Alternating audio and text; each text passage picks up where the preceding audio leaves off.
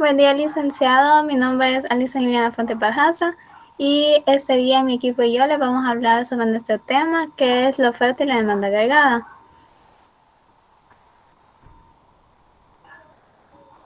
Empezaré hablándoles sobre la oferta agregada. La oferta agregada es un indicador macroeconómico que nos dice la cantidad de bienes y servicios en que las empresas están dispuestas a producir y de vender durante un periodo determinado y también a un determinado nivel de precios. Así es que cuando la cotización de un bien sea mayor, las firmas se verán incentivadas a aumentar la producción de unidades. Sin embargo, también existen otros factores que son bastante importantes, como lo son los costes de la producción y también la demanda esperada. Estas variables también son bastante importantes para la macroeconomía de un país. En la oferta agregada es una estimación de lo que va a suceder en el futuro, por lo que su estudio no es sobre lo que se ha producido en un periodo pasado, sino más bien en lo que se está dispuesto a producir en un periodo futuro. Como podemos ver en la diapositiva, la oferta agregada se representa también por lo que es una curva, que es la curva de oferta. Y también podemos ver que existe un eje vertical en donde se representa el precio y un eje horizontal en donde se representa la producción o la cantidad. Gracias.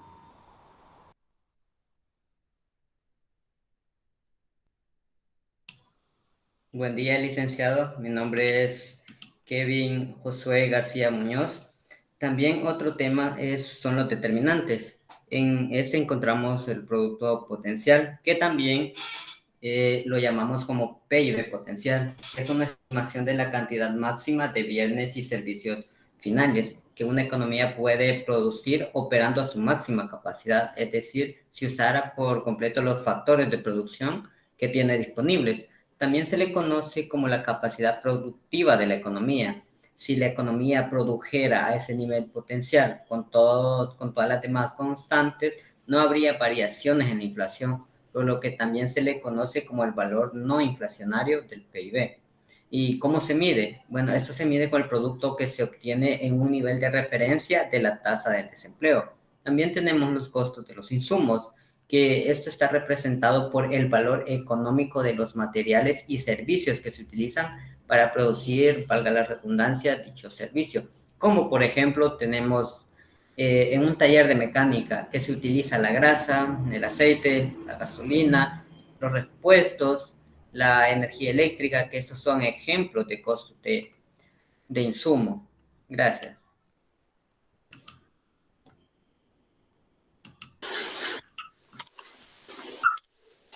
Bien, mi nombre es Diego Alejandro Melgar Martínez y ahora voy a hablar un poco de la demanda agregada. ¿Qué es esta? Esta es el planteamiento de la cantidad que diferentes sectores de una economía están dispuestos a gastar, ¿verdad?, en un periodo determinado de tiempo. Okay, por ejemplo, aquí están los consumidores, las empresas, el Estado y lo que es el sector exterior. Ok, también pues como podemos ver en la fórmula que está ahí, ahí tenemos que C es el consumo, I es inversión, la G es gasto de gobierno y también tenemos lo que es exportaciones netas, que en este caso en la fórmula se da como exportaciones e importaciones, ¿verdad? Ok, la demanda agregada es comúnmente abreviada como DA, así como aparece en la fórmula. También lo que se puede contabilizar de la demanda agregada es exactamente lo mismo que se contabiliza en el PIB, ¿verdad? Por eso es que a veces surgen muchas confusiones o algunas personas lo utilizan como sinónimos. Lo que podemos ver ahí es una representación de la demanda agregada, ¿verdad? Que esta curva es la relación inversa que se establece entre el nivel general de precios y el ingreso, ¿verdad? Entonces, hasta aquí es mi aportación, ¿verdad? Los dejo con mi compañera.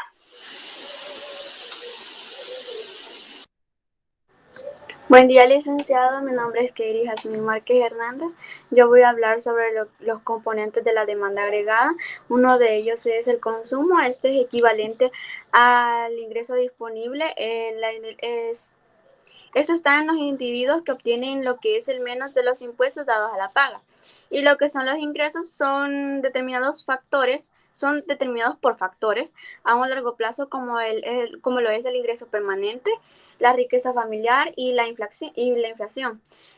Comprende como fundamentalmente el consumo final las familias eh, por los alimentos, la vestidura, bebidas, alquileres de viviendas, etcétera.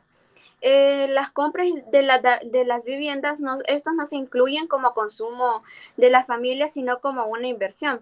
Como ejemplo, podemos ver que el consumo de las familias en el año 2021 ha aumentado debido a que la mayoría de los consumidores han obtenido un trabajo fijo, ya que pudimos ver que en el año 2020 el consumo bajó en gran parte porque sabemos que en el año 2020 el COVID vino a hacer un gran cambio en la sociedad. El consumo bajó debido a la gran parte de la sociedad que estuvo encerrada en cuarentena y por eso los insumos alimenticios fueron decreciendo. La inversión es todo monto que pretende obtener una ganancia, la cual incluye las compras de maquinaria, comprendido como el software, edificios y así como la constitución de inventarios. Cuando se incluyen los cambios en las existencias, nos encontramos con la formación bruta del capital fijo. Comprendemos que los gastos de bienes y servicios se van a usar para producir bienes. También recoge los gastos de capital efectuados por el sector público que se destinan a la adquisición de bienes de una inversión. En las compras de gobierno, el Estado es el receptor y administrador que realiza las compras de bienes y servicios para estimular la economía que existe en el consumo. En las exportaciones netas es el total de las exportaciones menos el total de las importaciones, conocido también como sector externo. Las diferencias entre las exportaciones X e importaciones M. Las exportaciones representan los bienes y servicios que son producidos en una economía que se vende en el resto del mundo. Tales las exportaciones se traducen en ingresos. Las exportaciones corresponden a los bienes y servicios que siendo producidos en el exterior son adquiridos en una economía para la satisfacción de las necesidades de sus agentes económicos, tales como las exportaciones que traducen los pagos realizados. En la gráfica podemos ver lo que son la demanda agregada que se puede contabilizar y está compuesta por el consumo C, la inversión I, el gasto público G y las exportaciones X netas de un país. Gracias.